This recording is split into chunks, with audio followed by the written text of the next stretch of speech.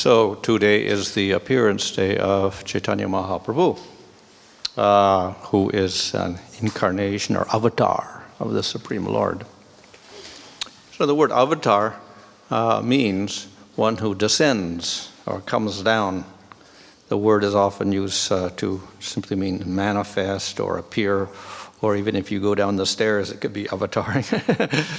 So one who comes downwards is considered avataring. So, but this, of course, when we talk about, in scriptures, when they talk about it, it means that it's the Supreme Lord who descends into the material world from a spiritual place, spiritual abode. So in that sense, spiritual abode is up and the material world is down. So therefore he descends into the material world. So in other words, though matter and spirit are completely different, and God normally does not associate with the material world, he does make his appearance in the material world. And not only he does it, but he does it not once, but many times. So the scriptures describe that we have Brahma, and he has days which are very, very long. 4 million times 1,000 is 1 day of Brahma approximately. And within that, the Lord makes many appearances. Now, of course, he doesn't appear every year, or even every 1,000 years, but at least maybe every 400,000 years or something, he may appear, which sounds like a long time also. But if we look at the day of Brahma, that's much longer. So anyway, the Lord does appear after many thousands and thousands of years in this world. And the remarkable thing is that though we are not qualified to see the Lord because we don't have spiritual eyes, we have material eyes, we can see the Lord. It's also very remarkable. The Lord's form is completely spiritual, but somehow or other, the Lord makes himself visible even to people with very materialistic eyes. So, as I said, there's many, many appearances of the Supreme Lord. And the Lord also appears for different purposes. The Lord often appears to kill wicked demons and evil persons who are disturbing the earth and the people in it. So for instance, in Bhagavad Gita, Krishna says, whenever there is a reduction of dharma and an increase of adharma, irreligiosity, then I come into this material world. So that is one of the purposes of the Supreme Lord. Another purpose, of course, is connected with this. When he comes, he may give teachings to establish proper dharma. And sometimes he doesn't kill demons at all, but he only shows dharma or teaches dharma.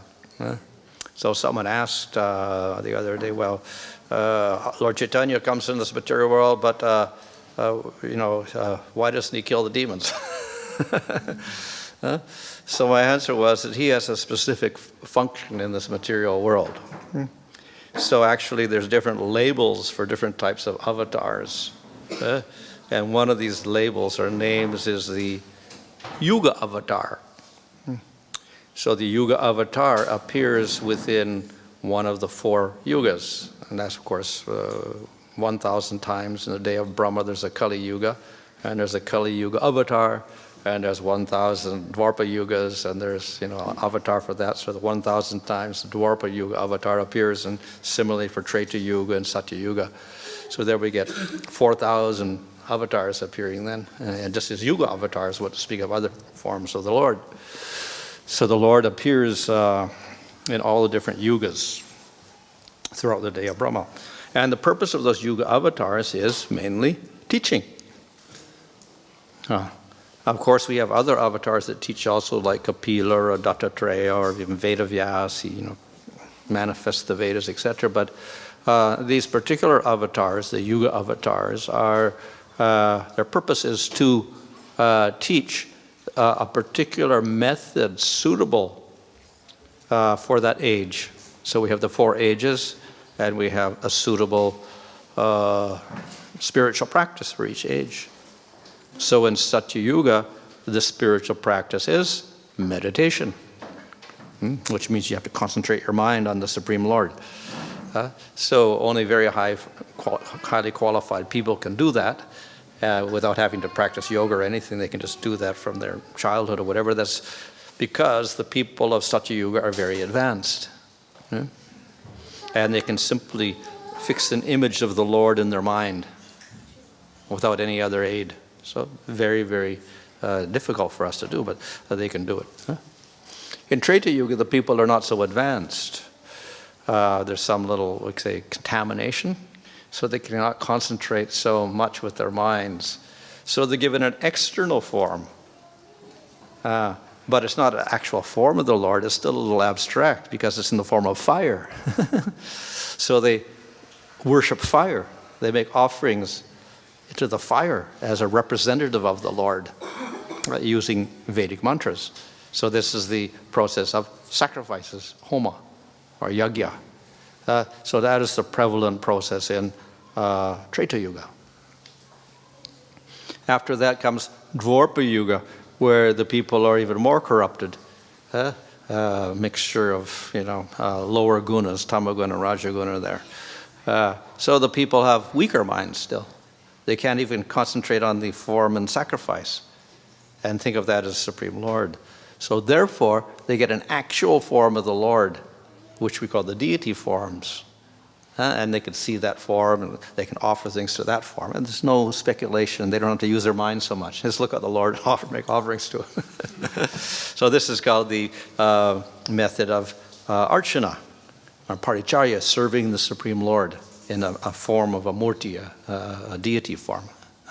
So that is the practice common practice for the people in Dwarpa Yuga. So most of the people are qualified to do that. They don't need much training. They can just start deity worship and do that. And they can attain perfection by that, just as the people who are doing meditation or sacrifice also get perfection. They can attain the Supreme Lord. So when we come to Kali Yuga, then the people are even more contaminated. In fact, it's more contamination than there is good qualities. So the people are very disturbed, very corrupt, very unintelligent, and lazy as well. They don't want to work. They can't think, they can't work, they can't do anything properly. So very unqualified. So the process in Kali Yuga is Sankirtan, chanting the name of the Lord. That's the process common process for most of the people, majority of the people in Kali Yuga. Because they're not qualified for concentrating the mind or doing sacrifices or even doing deity worship. So 1,000 times in one day of Brahma we get a Kali Yuga, and so we get the process of Sankirtan going on, and the other ages of course have their particular method. And for that there is an avatar for each of these processes. So in Satya Yuga we have an avatar that teaches meditation. In Treta Yuga, avatar called Yagya, who teaches sacrifices. In Dwarpa Yuga, we have a form that teaches deity worship. And in Kali Yuga, we have a form that does Sankirtan. So these are all avatars, and they teach a particular process. So their job is not killing demons. It's simply to propagate the Yuga Dharma, the particular method of spiritual advancement for that age. Now we have 1,000 Kali Yugas and 1,000 Kali Yuga avatars appearing. So Lord Chaitanya is a Kali Yuga avatar, but he's more than that. Of course, we can always worship the avatars of any form because they're Supreme Lord. But Chaitanya Mahaprabhu is a little bit special, very different from the others. Actually, it is said that in Kali Yuga, the Lord actually doesn't appear. He is Tri Yuga.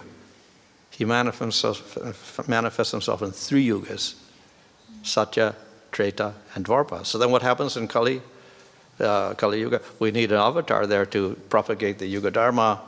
So who would appear? Shaktivesh avatar. A jiva appears, who's got special power.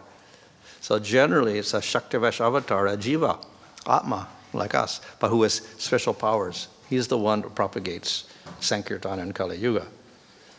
So that's the normal person who's the avatar.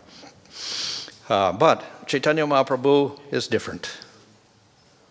Not only he's not a jiva, he's Supreme Lord, but he's not an ordinary form of the Supreme Lord. We have a hierarchy of forms of the Lord, though they're actually one Lord, they have different forms. So the forms may be higher or lower, depending upon how many qualities they manifest, how many wonderful activities they manifest in that particular form. So some forms like Rama, of course, very famous for all of his pastimes, he manifests lots of qualities. But of all of the forms of the Lord, then the one who manifests the most qualities of all and the most attractive pastimes is Krishna. How do we understand this? This is the conclusion of Śrīmad Bhāgavatam, which was the last Purana that Vedavyas wrote. So it's the conclusion of all the scriptures. So therefore it is authoritative that Krishna is the form that manifests the most qualities. So he's put in that highest position. He's called Swayam Bhagavan. So he's in a special position. And he appeared in the Dwarpa Yuga, the yuga preceding this Kali Yuga. Krishna appears. But he only appears once in a day of Brahma. Some of the avatars appear all the time, but Krishna also is special. He's not the usual Dwarpa Yuga avatar. He's a special one. The other ones they manifest less qualities, but when Krishna appears as the Yuga avatar, he is very, very special. He's got all the qualities manifested. So the particular Dwarpa Yuga just before our time of Kali Yuga is very special because we have Krishna, who is Swayam Bhagavan manifesting. So in the Kali Yuga that follows Krishna's appearance in Dwarpa Yuga, we have the Yuga avatar, and this is Chaitanya Mahaprabhu. He's also very special. In fact, he is equated with Krishna himself. So just as Krishna is Swayam Bhagavan, very special, Lord Chaitanya is also Swayam Bhagavan. He's also very special. So therefore, we have a very special Yuga. Not only do we get the Yuga avatar who's not Shaktavesh avatar, Jiva, but he's also highest. He's non-different from Krishna himself, Swayam Bhagavan. So therefore, the appearance of Chaitanya Mahaprabhu is a very special form. He's not just a Yuga avatar, he's a very special one. So, of course, the Lord has many purposes. He does, when he appears in this world, he may appear for one purpose, but he does other things also. So for instance, Krishna appeared because the Devatas and Brahma said you have to appear because Kamsa and all the demons are causing so much problem. So you have to restore Dharma, etc. That was their immediate prayer, request. So then Krishna appeared. But we understand that that's not the highest reason, the most important reason for Krishna's appearance, because anyone can do the kill the demons and whatever. It's any form of God can do that. So Swayam Bhagavan Krishna has a special purpose. So that special purpose is to reveal his attractive pastimes and give joy to his devotees who are starved for those pastimes and for contact with Krishna. So to give them joy, Krishna manifests himself in this world. So that's his special purpose, his ultimate purpose. Killing demons is a secondary affair for the Lord. So Krishna himself comes with another purpose, even though he also comes to destroy the demons and establish Dharma, etc. So Chaitanya Mahaprabhu also, he comes because he has to establish Yuga Dharma as the Yuga avatar and establish Sankirtan. But he also has another purpose. This purpose is related to Krishna's appearance because they always come one after the other, once in a day of Brahma. At a particular time in the 7th Manvantara, Vaivasvata Manvantara, in the 28th Yuga cycle, always, every day of Brahma, around noontime, they appear. Krishna appears, and then Chaitanya Mahaprabhu appears. So the two events are related together. Obviously, Chaitanya Mahaprabhu appears, and that appearance has got something to do with Krishna also. So, it's explained in Chaitanya Charitamrita that there's a more esoteric purpose also, and that is that Krishna, of course, his main object of attraction is Radha. He is so devoted to Radha that Radha controls Krishna. And he's the servant of Radha, even though he's Supreme Lord. So, Krishna desires to understand the love or the bhava that Radha has for him.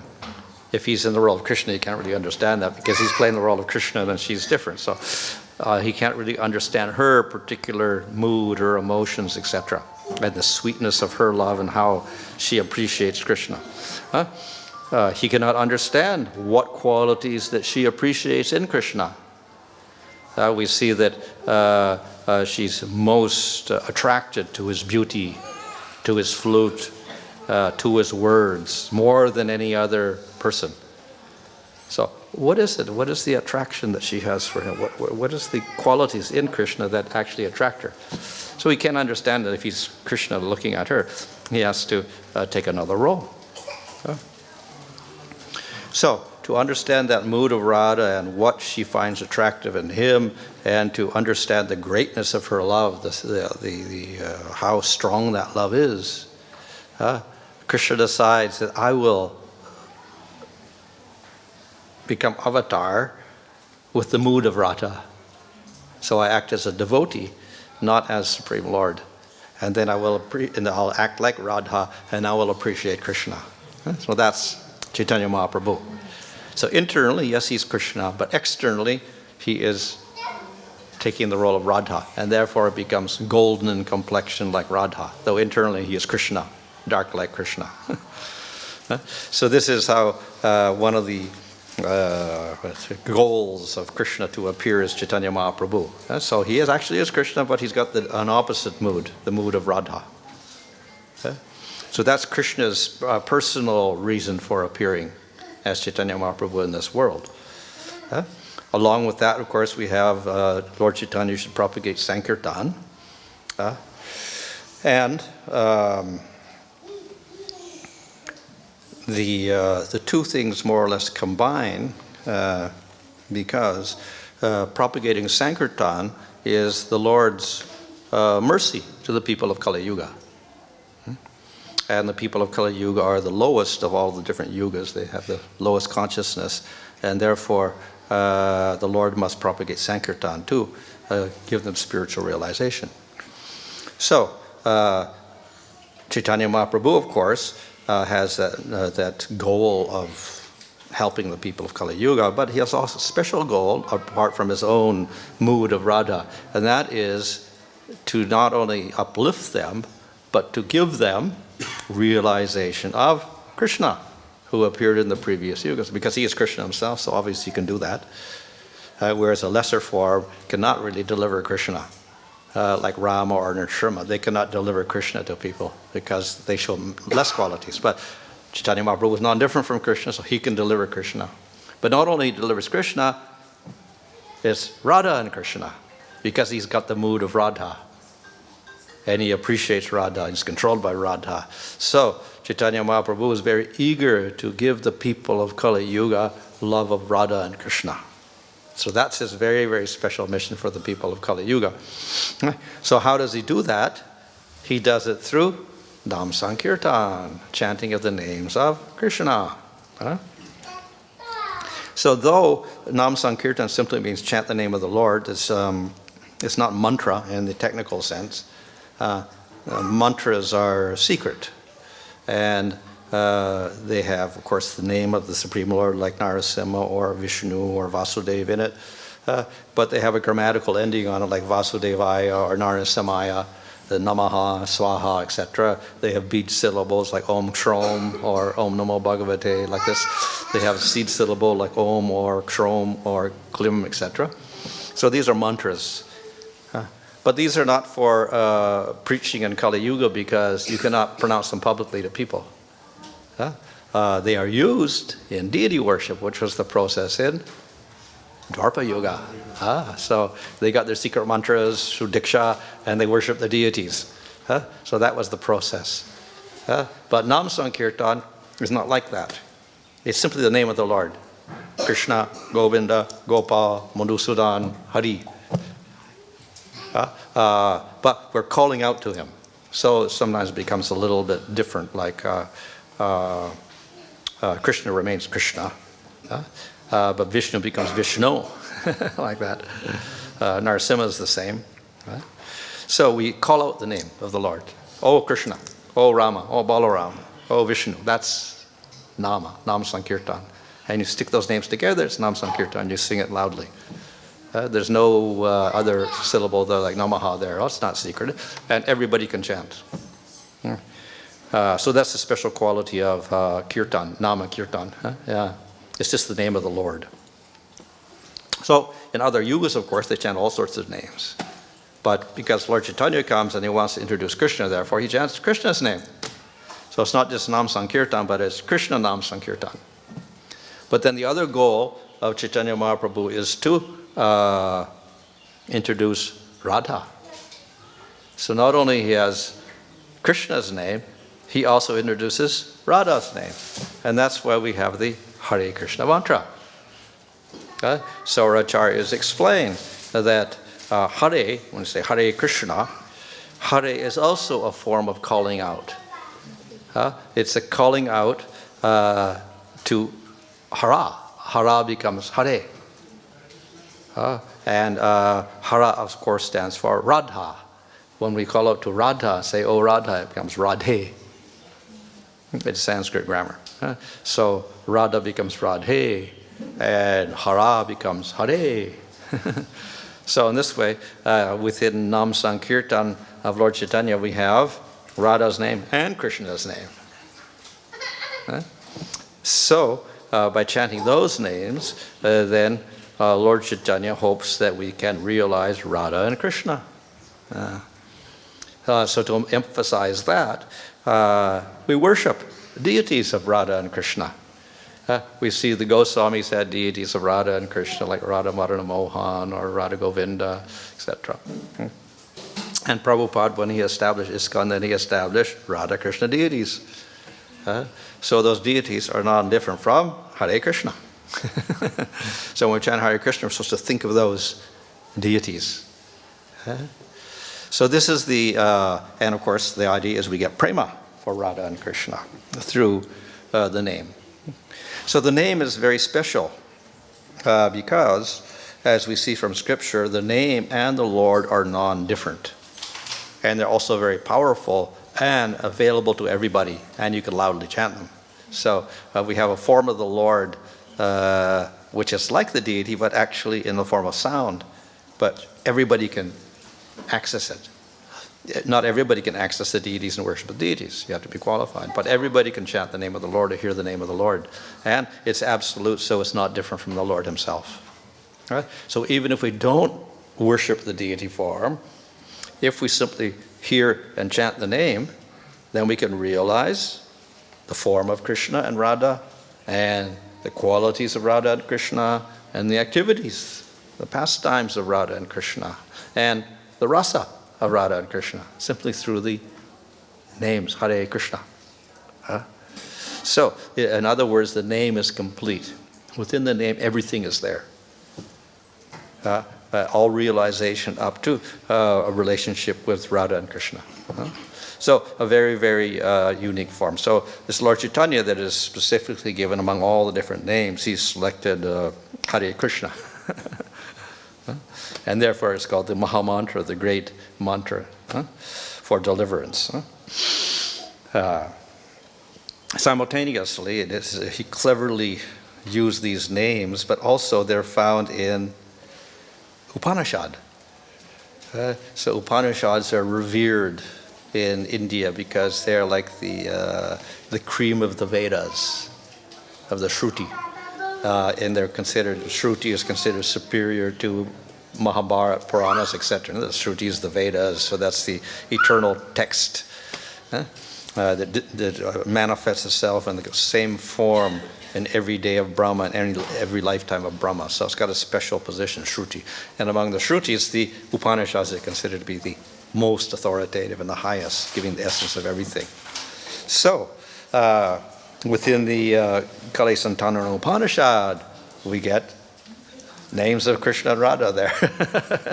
So he selected those from Shruti.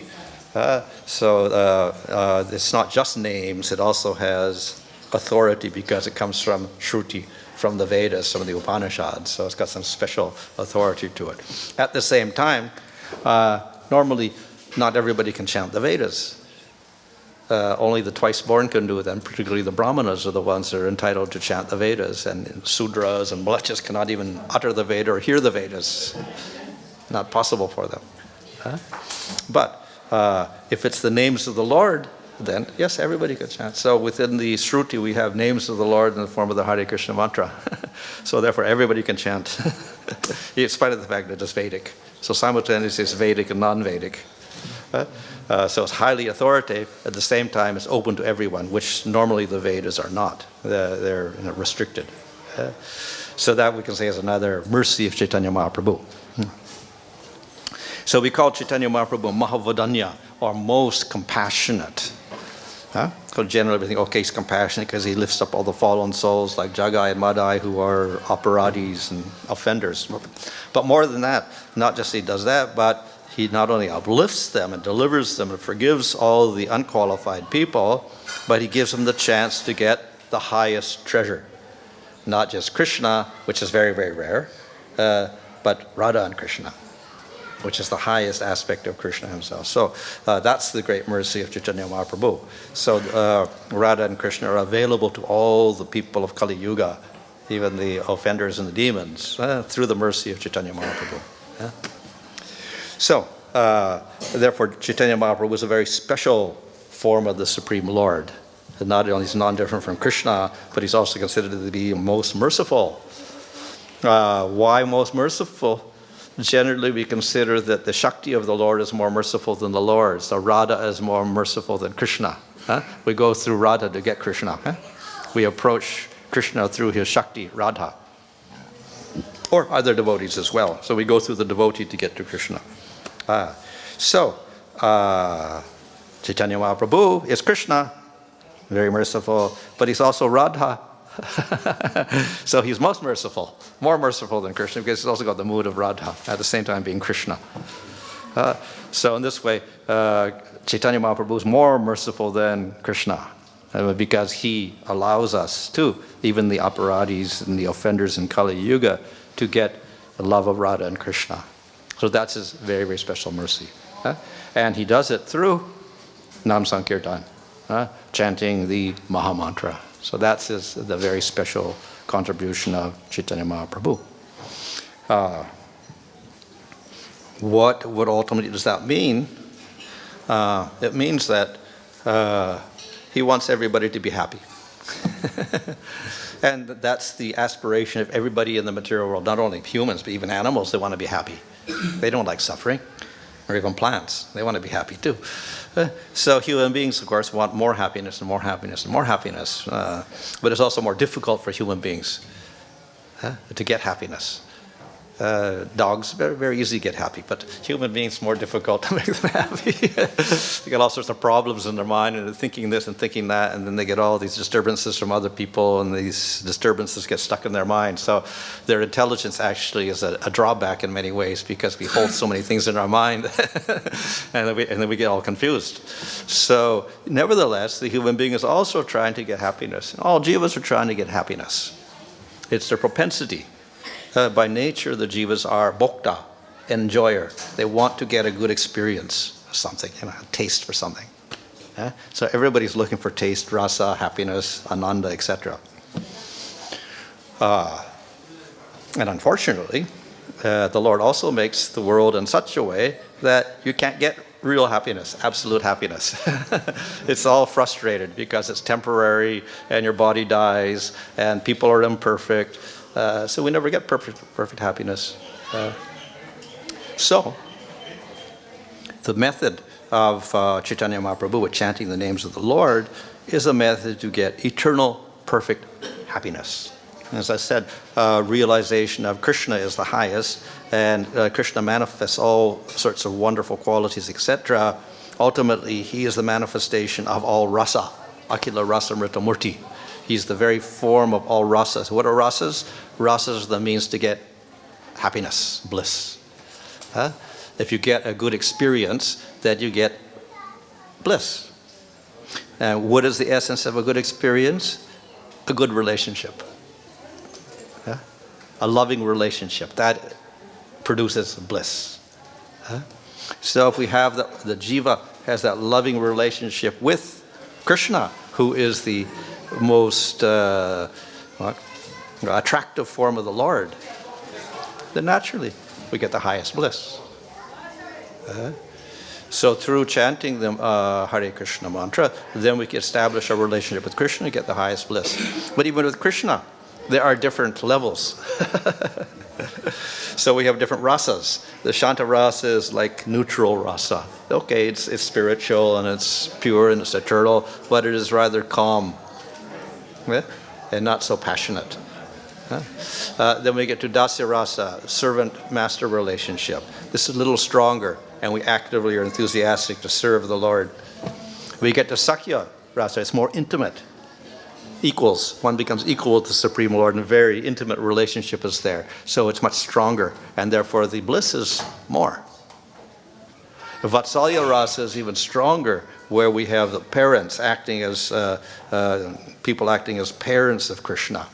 So we know in material world also that maternal love is very, very strong. So that's even stronger than the friendship relationship of Sakya. So Vatsalya rasa is stronger. So we have Yasoda, for instance, who has the most intense love for Krishna.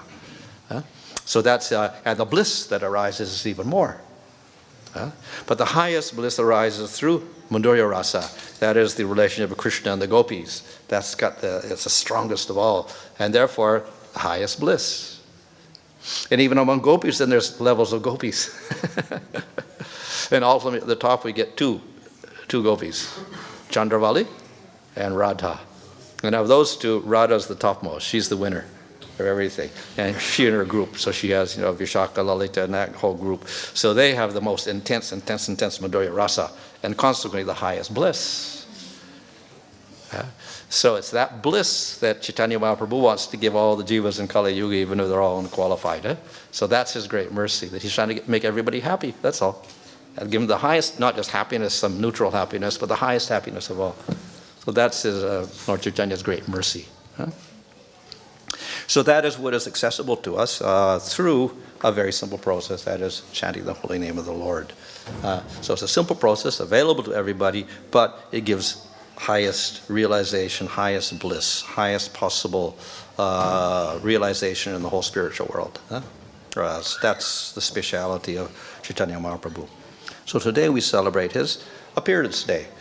Just as people have birthdays in the material world to celebrate their material birth, we celebrate the appearance of the Lord, which is not a material birth at all, since he's eternal. But it helps us concentrate our mind on the forms of the Supreme Lord. So today we can concentrate on Chaitanya Mahaprabhu in his golden form, which has got the mood of Radha in it, but simultaneously he's Krishna. So, Hare Krishna.